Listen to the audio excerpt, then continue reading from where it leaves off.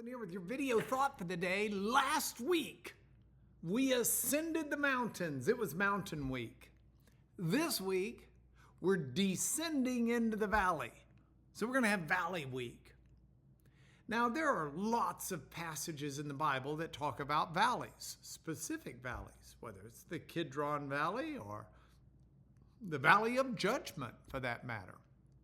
But while some of them are well known and others are not so well known, my goal is to kind of look at a variety during the week. Now we're going to start out with one that's pretty easy, that all of you probably know about, and I can't think about it without remembering when I was taking Hebrew poetry.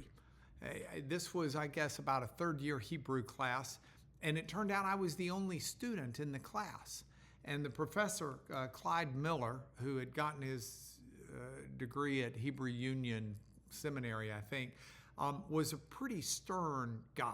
I mean, here we've got me, the only student, and he still did a seating chart, honestly. The very first day of class, normally you get a syllabus, you get some idea. He just hands me this block of Hebrew. No verse divisions, no chapter divisions, nothing. Just a block of Hebrew, and says to me, let's just see how you're doing. I'm like, thanks a lot. This is not my idea of a lot of fun. Now, because he'd reproduced this Hebrew, it didn't have those two critical words that are kind of attached to the front. Mizmor la David, which would mean a Psalm of David. That would have been a big clue. But I don't have that. I've just got this first word staring me in the face. Well, first word was Adonai, or the name of God. But then the very next word, I've just got it, and it's Ro'i. Now I'm sitting there going, Ro'i. Well, it's got to be from Ra'ah, which means to shepherd or to pasture. And I'm sitting there struggling, thinking, gee, is this a participle? And so I'm just looking at it, trying to figure out. He says, Mr. Lanier, what's taking you so long? And I said, well, I just want to make sure I'm right in my head. And he says, you're stumbling over the simple word shepherd. And I said, well, okay. So I've got Yahweh, I've got shepherd, then the next word is lo in the Hebrew, which just means not. And then you had exar, which is from kasar. It just means to decrease or something that's going down or something that's missing. And I'm trying to make sense of this. And he says, you've got the Lord is my shepherd.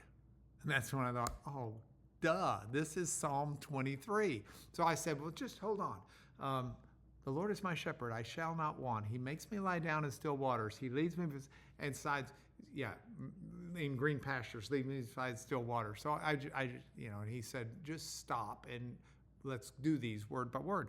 But that was when I first realized that even though I'd heard this in funerals all the time, where you hear, yea, though I walk through the valley of the shadow of death, I will fear no evil.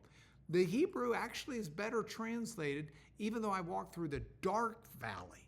And if you think about life back in the time of King David, you didn't have all the artificial light we've got now. You didn't have street lights. You didn't have any of that. So the idea that as the sun goes down over the mountain and you've got the valley steeped in those shadows, at night it can get really dark. And death can be a dark valley for us. But that psalm's not talking about simply death. It's talking about when I walk through the dark valley, when I struggle in this life, when I feel like there's no light on, when I can't see where I'm going, when I'm absolutely lost, I can be assured God is with me. His rod and his staff that should comfort me.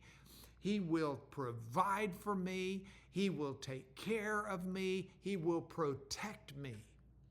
Which tells me, as I'm looking at valleys this week, and as I talk to you, I hope this season of Hanukkah and Christmas are seasons that have you delighted with joy. But if you're walking through a dark valley, know that the Lord is there as your shepherd, whether you're up on the Hebrew text or not. And that is your video thought for today.